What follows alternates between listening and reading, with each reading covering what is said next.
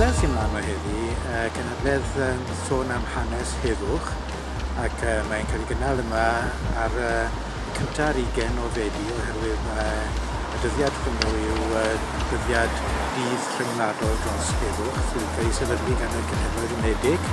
ers rhyw 20 mlynedd ar agor bellach,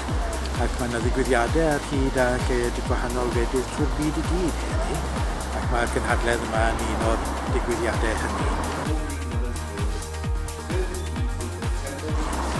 Ystyried safbwynt heddychol yn y traddodiad Cymreig newydd gael darlith arbennig gan Hugh Williams yn sôn am y traddodiad yma yng Nghymru a gwaith David Davies ar denw heddwch, ac yn y denw heddwch I ni yn cynnal y digwyddiad hynny. Un o'r pethau mae gofyn ar ei cenhedloedd I wneud gan y Cenhedloedd Unedig ar y dydd hwn yw cenhedloedd sy'n wrthi yn ymladd rhywun i atal am un diwrnod yn y gobeith wrth gwrs y bydde hynny yn datblygu yn fwy o beth. Ond mae angen diwrnod debyg I hyn mwyn pwysleisio pwysigrwydd heddwch I ddatblygiad economaidd, I ddatblygiad diwylliannol, I ddatblygiad bywyd yn ei holl gyflawnder.